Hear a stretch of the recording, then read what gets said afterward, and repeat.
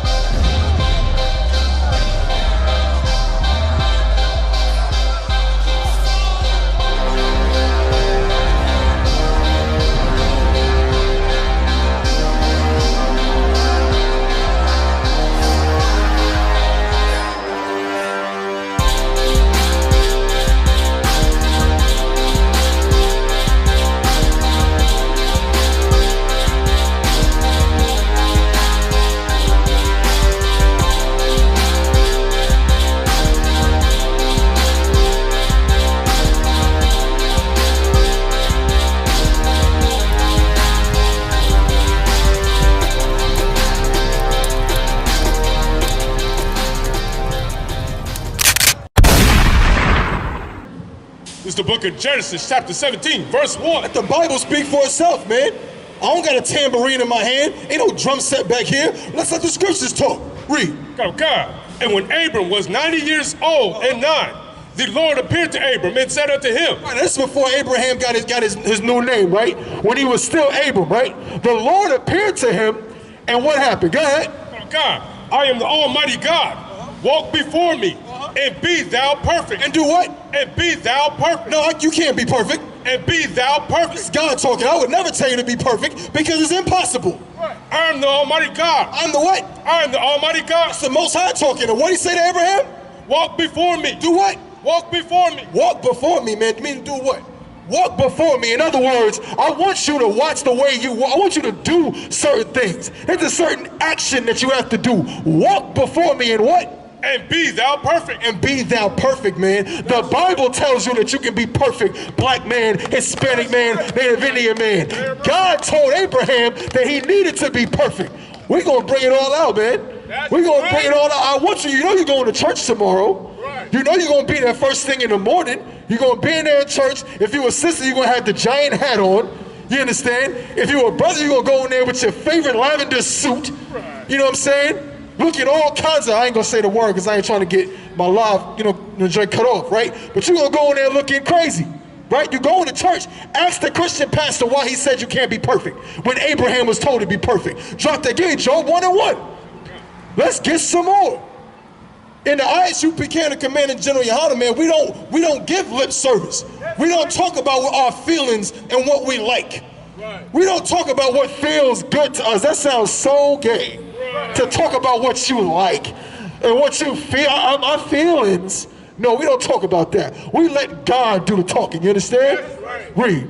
God, it's the book of Job, chapter 1, verse 1. There was a man in the land of Uz. There was what? A man in the land of Uz. Uz. Whose name was Job. Whose name was what? Whose name was Job. There was a man in the land of Uz whose name was Job. We all heard this story before. Everyone heard about Job. We know what happened to Job. Job went through a real ordeal. He went through a lot. But let's find out, this is at the beginning, let's find out some qualities of Job. Let's find out some characteristics, since apparently, according to the Christian church, only a Caucasian Jesus can be perfect. Read that. Oh, God. And that man was perfect. And that man was what? That man was perfect. That's impossible, brother. That man was perfect. No, he was just okay. That man was perfect. He kept a couple of the laws. That man was perfect. That man was perfect, you understand? In this Bible, perfection is not a myth. It's not a mythology. Perfection is not a dream. It's not an apparition. According to the Bible, perfection is a commandment if you're black, Hispanic, or Native Indian. You understand? Read that again. And guess what else? It is attainable, you understand? It is attainable, but let me tell you the first step. The first step is do not go in that Christian church. The first step is to walk out of that place, because it is the house of Satan and the house of lies, man. The true first step after that is if you black, Hispanic, or Native Indian, you come to this table right here and you get you a flyer. Because Commanding General Yahanna, you understand, of the I.S.U.P.K. is raising up perfect brothers and sisters, man. He's teaching brothers and sisters how to be perfect, how to attain it. And we all strive for it every day. And we're going to continue for the rest of our lives. It's not something you sit on your laurels and you got it. No, it's something you have to fight for. Read verse 2 again. Kind of a con. This is the book of Job, chapter 1, verse 1. There was a man in the land of Uz, whose name was Job, and that man was perfect and upright. And what? And upright. And upright meaning he kept the laws, man. He did what the Most High said to do. And this is before the covenant was actually established, right? Because we know that the laws was given to Adam. Adam had the laws. Adam had the understanding of what to eat, what not to eat, who to sleep with, who not to sleep with. You understand? And that's why, who knows why the earth was destroyed in the first place? Who knows why the earth was destroyed? The scriptures say the sons of Adam saw what? The daughters of men, that they were fair. Fake Israelites think that's talking about angels descending down on the earth. Angels fluttered down on the earth with their wings, and you know what I mean? This is some kind of angelic being. But he just saw some earthly woman and just, you know, he couldn't handle it. That's a goddamn foolish, simple, idiotic lie. You understand? The earth was flooded and destroyed because of interracial marriage. Adam was taught, and he taught his children that they cannot deal with the other nations. You understand? My brother brought it out before. Read that one more time. God. And his name was Job, and that man was perfect and upright, and one that feared the Most High. Right, and one that feared the Most High. See, fake Israelites believe in Greek mythology. Right. The Christian church believe in Greek mythology. Right. That's why they say that what God came down, so the Lord is an adulterer. He came down and had sex with Mary and made Jesus, which is also himself. That's Greek mythology. He's the dad and himself again. The story of Zeus. You understand? So God, the Most High is Kronos, and it's all a bunch of malarkey. It's ridiculous. Good night. You understand? That's Greek mythology. You ain't gonna learn Greek mythology in the I.S.U.P.K, the command in GEN.YAHANNA, man. You're gonna learn the truth according to the Bible. You know what I'm saying? Drop that. Salaki, give me Matthew. Because you know what they're gonna say, Mahayar? You know they're gonna say, oh, well, you're reading in the Old Testament, brother. You're reading in the Old Testament. You're going you're talking about Genesis. That's old. That's old. Christ came to preach a new gospel. He came to preach the good news. So let's see if Christ said anything related to what I'm saying right now. Because I know, Maya Shaw, I know Christ is going to say, don't worry about being perfect. Don't even try. It's impossible. So give me the book of Matthew, Matthew chapter 5 and verse 48. Matthew 5 and verse 48. Again, we don't run, you know what I'm saying? The scriptures say the wicked fleeth when no man pursueth. We don't run from a goddamn thing in the Israelite School of Universal Practical Knowledge. We don't run from nothing. Our motto is what?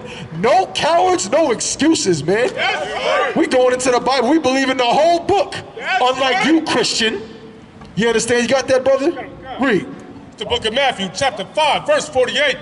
Be ye therefore perfect. Be what? Be ye therefore perfect. Be what? Be ye therefore perfect. Now I know this is in the book of Matthew chapter 5, so this is written in red. These are the words of Christ. These are the words of Christ, who unbeknownst to you is not that piece of garbage, you know what I'm saying, that you see right here. Where he at? Right here. He's not this imposter right here. This imposter right here, you understand, is Caesar Borgia. You know what I'm saying? The son of Pope Alexander VI of Rome. You understand? Count the water. The son of Pope Alexander VI of Rome. He was, you know what I'm saying, a lover of Leonardo da Vinci, right? And he was used as a model to draw the picture of Christ. But he was not Christ. In fact, he was a gay man. And he also was a murderer. And he also was a proponent of incest. He was a disgusting, what's that, sir? He liked to whistle when he walked, you understand? Don't he look like it too? I mean, look at that face. This is why we think that we can't attain perfection. That's right. This is the damage that has been done to blacks, Hispanics, and Native Indians by way of the Christian church, man. We look at this and we say, I can never be perfect because I don't got baby blues. I don't got the long stringy hair. I don't look like Jim Caviezel in Passion of the Christ. So how can I'm just a nigga from the ghetto. I'm just a, you know what I'm saying, I'm just a spick from the barrio. I'm just a wetback from the damn Native American Indian reservation, you understand? But what you gotta understand is that this is a lie according to the Bible. Christ is a black man from the tribe of Judah, and he said you can be perfect. This piece of garbage is the goddamn devil the Bible speaks of, you understand? Read that from the top. God. Book of Matthew, chapter 5, verse 48. Be ye therefore perfect. Be what? Be ye therefore perfect. This is Christ talking. This is your beloved, my Jesus. He said, do what? Be ye therefore perfect. It said, be ye therefore perfect. Read. Come God, even as your Father, which is in heaven, is perfect. I mean, that is a, woo-wee. Read that again. Come God. Book of Matthew, chapter 5, verse 48. That's some real, you know what I'm saying? That's a pressure situation. You know what I'm saying? When the Christ is telling the disciples to be perfect, right? Now, in the Christian church, it's like, you can't be perfect. Only Christ is perfect. That's it. Christ said, no, be perfect. And then he gave you an example of who you should try to be perfect like. Let's see what he said. Read it from the top. God's book of Matthew, chapter 5, verse 48. Be ye therefore perfect, even as your Father, which is in heaven, is perfect. Like who? Your Father, which is in heaven, is perfect. The Bible said, Christ said, be ye perfect, even as your Father in heaven is perfect. What does that mean?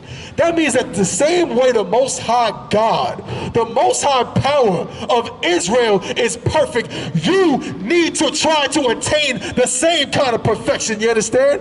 If you black, Hispanic, or Native Indian, the Most High is not taking any shorts. The Most High is not accepting, I tried. You understand? He's not accepting that, man. Again, that's such a effeminate, soft, Americanized way of thinking. You understand? Nowadays, they give you the same trophy whether you get first place, second place, or third place. You get the same trophy. You know what I'm saying? When I was a kid, you know what I'm saying? If you wasn't first place, you might have got an honorable mention. And you cried all the way home because you didn't win. But now in America, it got so soft when they teaching you, oh, everybody's a winner. That is a goddamn lie. Everybody ain't a goddamn winner. If you ain't first place, you know what I'm saying? You first last. You the best of the last place people. My bad, lock you. You the best of the losers. Ain't no goddamn everybody's a winner, man. That ain't in the Bible. Right. Your Christian pastor, T.D. Jakes, you know what I'm saying? Creflo Dollar, Jesse Jackson, you know what I mean? Bishop Eddie Long and all of these people. What's the other one? Joshua Holm. They in there teaching you what they think and feel. Right. They got a million sayings. They got a million sayings. You know, nobody's perfect. We've all heard a Christian pastor say that. Right. The goddamn thing ain't in the Bible. Not on one verse. It's not in one verse where it says no one is perfect. It's not one verse that says you can't be perfect. Right. It doesn't exist. You understand? So who are you really worshiping? Who are you really praising? You know what it does say in the Bible? It says that you cannot make straight what the Lord made crooked, you understand? Barakatah Yahweh Shah for Commanding General Yahanna and the I.S.U.P.K for teaching these brothers and sisters, you understand, how to be perfect, how to go on that path. The scriptures say what? Narrow is the way to, you know what I'm saying, that leadeth to life, but broad is the way that leadeth to destruction, man.